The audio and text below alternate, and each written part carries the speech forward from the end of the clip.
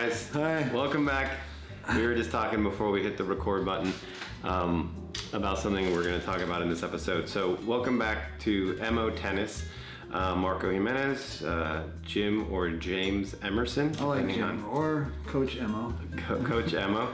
I've been working with Jim now for about a year and a half here on his court in Fallbrook, private court, private lessons, and in exchange for that, I've been setting up this little green screen studio here in my garage and bringing some free content and education to you guys about tennis, and happy you're here. So welcome. Do you want to kick us off with anything, Jim? Specific? I don't know. We're on a roll. We're going to be watching another match. This one's going to be sectionals that the Balboa team earned the rights to go to, and now this is like the cream on top. It's like you work hard the whole season, and then you're rewarded with this privilege. And you can tell that the energy was high, and everybody's a good player, and nobody really loses. You're there. This is important too for me to bring up. The point we were talking about right before we hit record is one that I've already forgotten, but I want to bring back. But this is sectional. So this is a level, for those of you that don't know, where you win, like to Jim's point, your team plays 12 or 13 matches throughout the season. If you win enough, you get invited to sectionals. This year it was in Palm Desert, out there near Palm Springs. And all the other teams that you play obviously did not make it, but then you end up playing sectionals. I mean, you guys all know what sectionals is in general. Helicopter flying over. So there's regionals, sectionals, and then nationals. This is one step before nationals, and it's definitely a higher, more intense level of play, because you're now playing other teams around the state that also earned the rights to be there. What I noticed that made a big difference for me was I got there the day before my match, and I was watching my teammates and other players rushing through the game because they were nervous, or the adrenaline was pumping, and everyone's always kind of like in this different vibration, like you always like to talk about. And I realized, even my partner Greg, who's amazing, Greg Lindsay, shout out to you, Greg, thank you so much for this match, but everybody's just a little bit more wound up, and I just kind of wanted to come in and be like, okay, well, if we're not wound up and we just kind of like play our game, we don't play tight, we don't make stupid decisions, and Greg was right there with me. He even brought another level of just getting it back, getting them to make the mistakes. And so yeah, this is definitely one of my best matches I've played in a long time. Had a fun time out there in Palm Desert with my baby and wife, Kobe and Sarah. Actually went to the zoo out there. I highly recommend it. So I'm gonna go ahead and push play here on the match. Can I say one thing? Sure. I'm just making stuff up. If you guys aren't familiar with California or Southern California, I think there's some great tennis here. I think Northern California has a pretty good program, but probably some of the best tennis is played in Southern California, as well as Florida and other spots, but it's a hotbed, so there's a lot of good players here, so we're really fortunate. I just wanted to throw that in. That's true, yeah. Might have something to do with the weather, maybe, considering here we are February 7th, and it's still like in the high 60s. Yeah. And the rest of the country, is a little cold. So I know our East Coast friends and family in the USTA get the luxury sometimes of playing indoor, which is nice. But yeah, you have a court 50 feet from your bedroom door, which is amazing. But anyways, yeah, let's watch this match in 3, 2, 1 now. Starting. Okay, so here I am serving. Did I see a butt crack? 8 o'clock. Possibly, yeah. Yep, that's definitely my butt crack. So. Sorry. Now I'm gonna be watching it the whole match. Only serve. Yeah, no, I think I pull my shorts up later, so you don't get the pleasure of the whole match. All right, but it's entertaining. Yeah, and so, okay, so anyways, these guys were out of Westlake, which is in Los Angeles.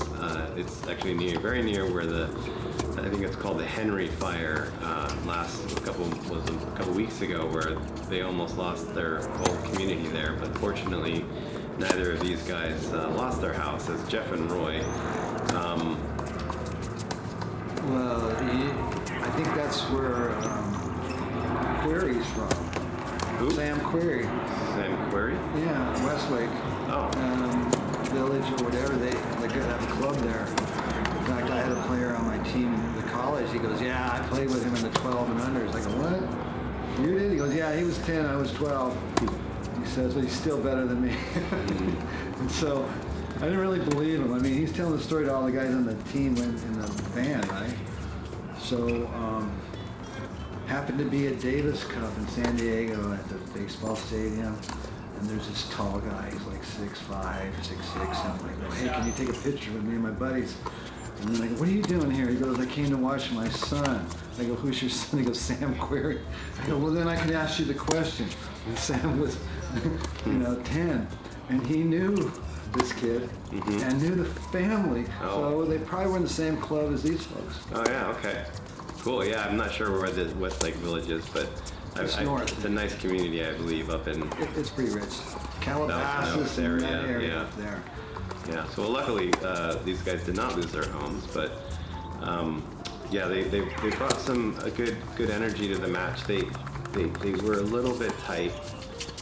Like I was saying, I think they were rushing. And you could tell when your opponent, when it's their turn to serve, and they're really like not taking that extra step or that extra breath. They're just taking their time. And I noticed that when I do that and my opponent is charged up and wanting to go, it definitely gives me an advantage. Because Look at the hustle on that play, and you're still going. Oh, yeah. You guys switch sides.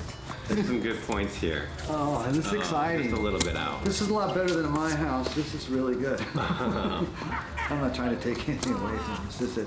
This is you guys are there for a reason, and you guys are making the most of it. So I'm proud of you guys. Yeah. How do you get that? We all drove out all the way out to the desert to play this match. So we were all there to win and have fun. There's definitely some nice rallies here, but they unfortunately, had an unfortunate number of mishits like that ultimately swayed the game in our, Well, you gotta favor. maybe also say if it's their first time, they're gonna get a little more comfortable with the environment. But you guys presented a real strong game, and maybe more than they've seen all season. You don't know. It's true. Yeah, we definitely came there to play. Because they're definitely good players.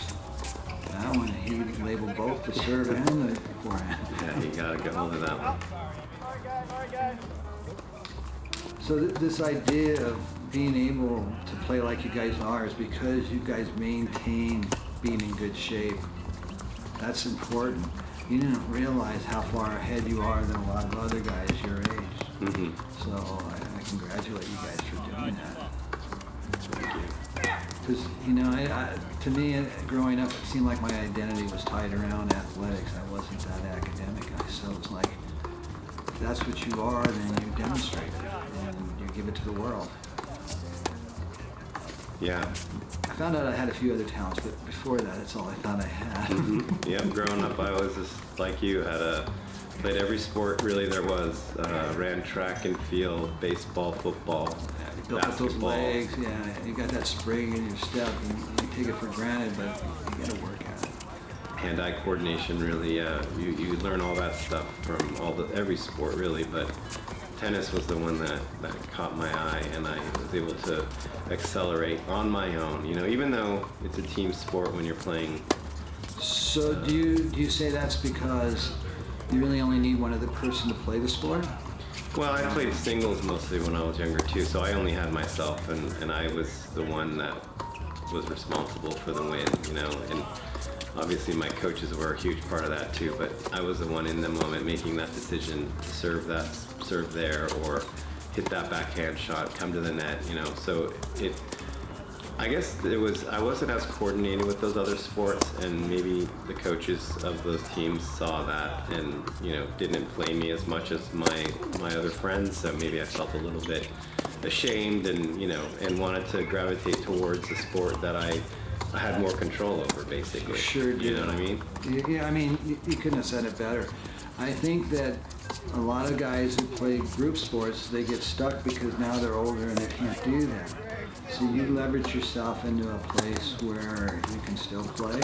You don't need a whole lot of other players. You can still, it doesn't cost that much. We all know that if you can get a can of balls, you don't have to be paying a lot of money. Mm-hmm. And the idea is it's keeping you younger, the bottom line. It's keeping you more alive than sitting around and watching TV. Yeah.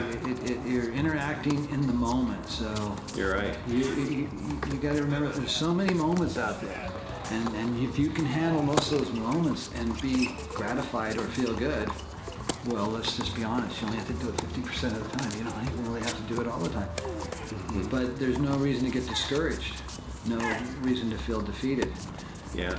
And then even if you don't make it, now you got something to work for. Mm-hmm. You go home, you figure out what you didn't like or what you want to do better, and then you hone it. You keep figuring it out. You keep changing or molding like clay to become that person that you want to be. And let's say you've been doing that for going on 40 years or 35 years, whatever you have under you, and you say, I didn't know I could ever be this good. Yeah. Because you continued to climb, even in your 40s, now going into your 50s. You're not done with you. I suspect if you stay on course, you're going to peak in the next 3 to 5 years. Okay. And then you may not go much beyond that, but there's no talent. Yeah. No, and I think it's important what you mentioned earlier too about the water polo player that you mentioned.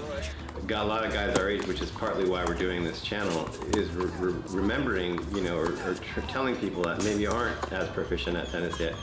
You can learn, especially if you're an athlete in a different discipline. You could pick up tennis really fast. I've met a lot of guys in this 4-0, 4-5 league that they didn't start playing tennis till they were in their 30s or 40s even, and that frustrates me at times because I'm like, well, why are you so good? But their technique needs a little work, but physically they're there and they're getting the sport down, and I think that's good for the community to keep encouraging people that maybe are, don't have a team to play with anymore. It's hard to get a group of guys together to play flag football or even just shoot some hoops sometimes. So yeah, having a court with 2 or 3 other guys to play with, then you're good. Yeah, I think we appreciate each other more than we did when we were younger too. And then let's be honest, we are a cast of characters. We all bring different energy, we got different attitudes, we got different energy. And that's what was a Nick Bolatory. I saw him at the U.S. Open, and it was raining, and he took the time to speak with me. Nice. And he said, if we didn't have a cast of characters, it would be boring. And having McEnroe and Jimmy Connors and Kyrgios or whatever we have makes people want to view. It's entertainment, and that's what we are as entertainers. But it's almost like, watch that ego. It's going up and down, and then all of a sudden it snaps. They hit the ball out of control. They show lack of discipline, and like that. wow, that should get a little excited. Yeah. But again, I think in tennis we expect to be so perfect all the time. We're very, very critical. I don't know if it's the nature of the game or what it does to us, where we get really frustrated on missing a shot that we normally make. And really, that's being human. That's perfectly normal. But we set it up to that we're not acceptable, or we're not mentally tough enough. But it's not that. It's just that you can't always feel good. And the better you feel, the more likely you're using up all this good energy, and you're going to lack at some point. and you're going to have to rebound. That's why you've heard me say it, I don't know, too many times, that you need to save it for the end of your match. You cannot be drained at the end of your match. That was the point I wanted to come back to, yeah. Because if you can vibrate and then not run out of gas and you're still steady, you're going to make it very hard for that person because they're drained too. Now it's like fitness, and that's why you do the extra wind sprints.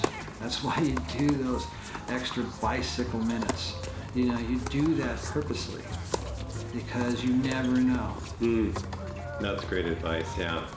I like that. I think that was going back to the last episode. I mentioned that people don't play tennis to get in shape. They get in shape to play tennis. And for those that do that extra mile or that extra grind of, you know, another set just to try to beat your opponent, like you have that you bring the tenacity and that training to the court, and it will make a difference. Yeah, clearly.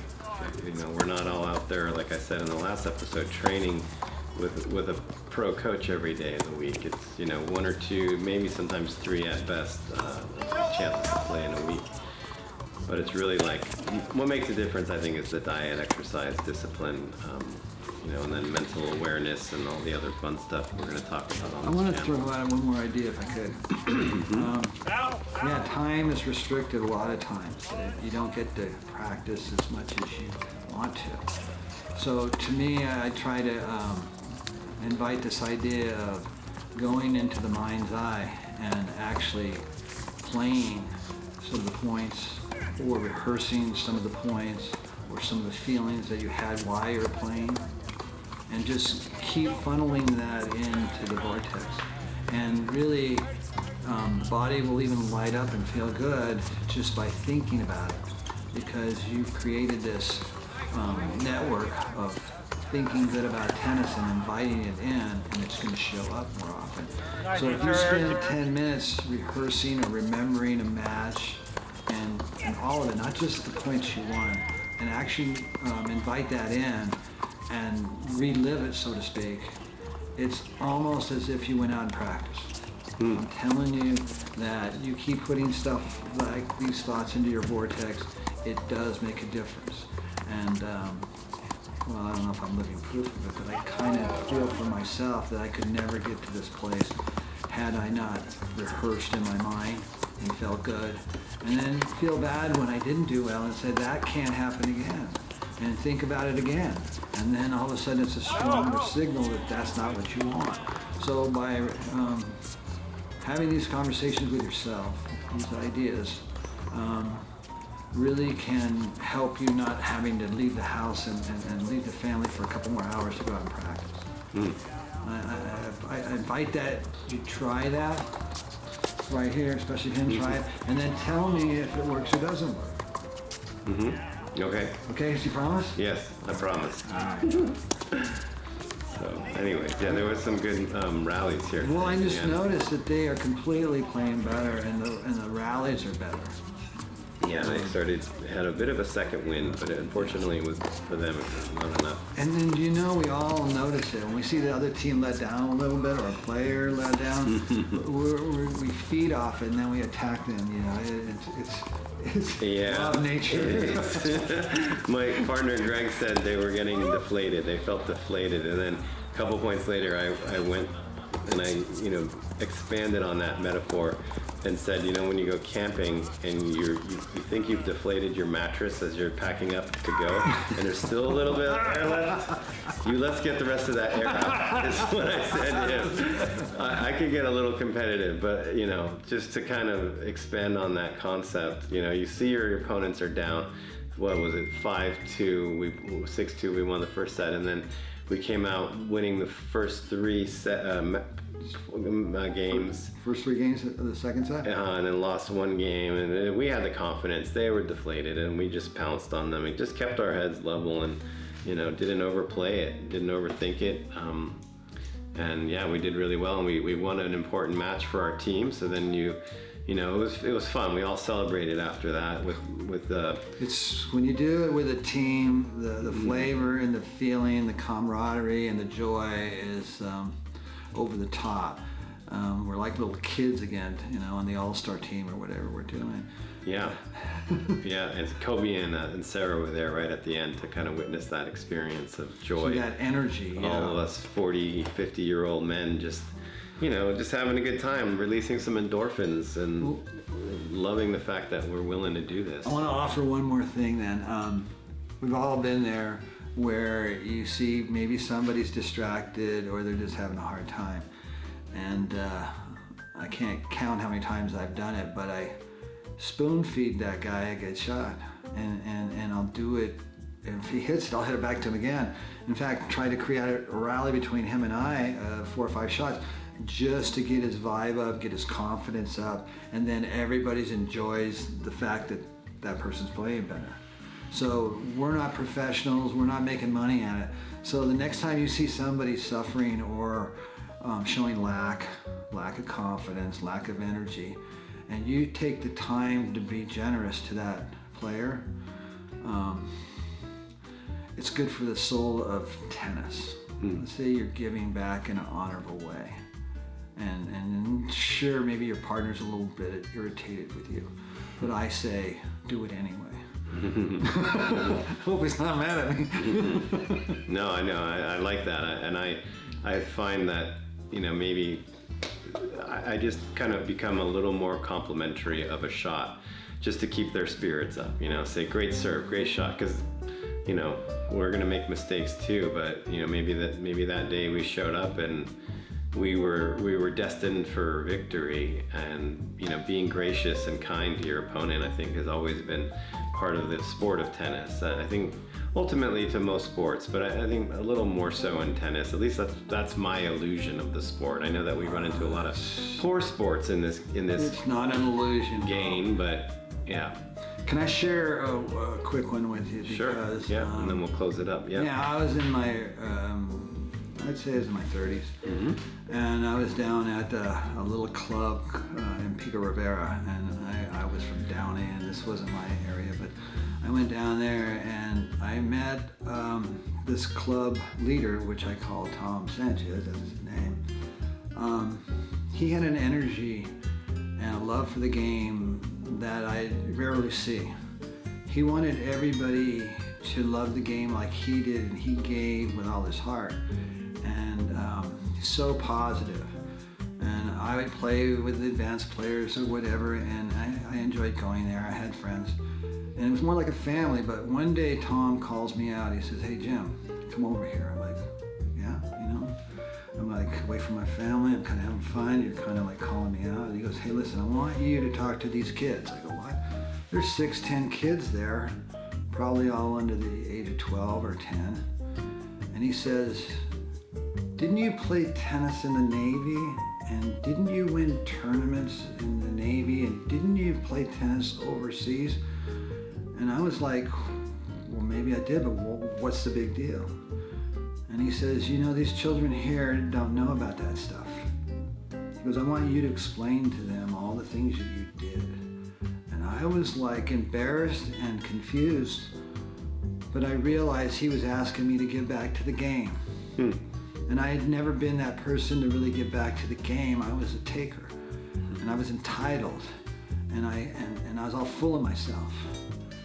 But that day there was an awakening that there was a lot more to the game than me, and that maybe I could be a leader in the game, or maybe I could give back, because I saw this man tirelessly give, sweeping up the courts, tidying up, saying a positive word, inspiring somebody, and I never seen him ask for anything back.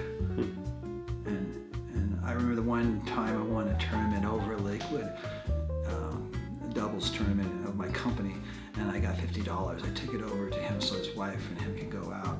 Back in the 80s, that'd get a pretty good dinner. But at the same time, I wanted to honor somebody. That's great. That did so much for the game and inspired me and molded me. And there's a few other teachers that invested in me. And I feel like investing into Marco, that he is going to be a tremendous leader and an ambassador to the game, and I'm excited about his future. So I'm just glad to be a part of it, and for him to honor me or think that I had value in giving. That's great. Thank you very much. Love you, brother. Yeah, love you too, man. I had this old coach, Bob Cameron, from Thanks. I want to hear from this. my High school coach. You know, when you're a kid, 16 or whatever, I was 13 maybe. I don't know how I must have been 13 or 14 as a freshman. I just assumed that was his job because I was so ignorant. But the guy was an Allstate insurance salesman who worked in Novato from Petaluma. That's a 30, 40-minute commute No back and forth. Every day. He commuted to Novato for work at an insurance company. He'd come to tennis practice with a carafe of coffee and a cigarette. This was back in the 80s, right? So he would smoke cigarettes on the court. It would always hang at the bottom of his lip. It was ridiculous. And he would bring his entire carafe. He wouldn't even pour it in a cup, but that was the guy who inspired me and taught me, the love of the game. And clearly he had the love of the game. So there's these people out there. They're out there, and maybe they're somebody that's going to get inspired from this channel of ours.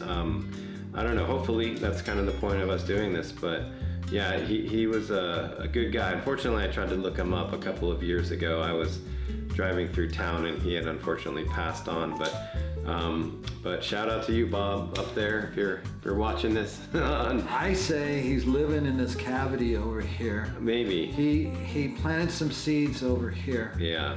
And this young man welcomed it like he needed it.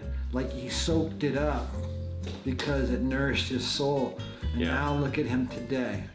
Here we are. Because of that coach and because of his love for the game, showed you the way. Mm-hmm. And now you will show somebody else the way, I believe. Yeah. I think you already have set a good example to the people I've seen you around. Cool. When I brag about you, it's because I feel like you're my clone or something. A good spirit, a good attitude, a good energy, and a hell of a great human being. So, Well, thanks, man. I won't make your head any bigger, will I? No. It's already big. I really don't take compliments well, but I Okay. appreciate it. And I appreciate you too for giving what you've given to me and community and all that. So anyways, thanks again for watching, guys. It's getting kind of late. I gotta go make some dinner for the family. So we will see you on the next one and hopefully out on the court someday. Thanks for watching. Yeah. See you. Bye, guys.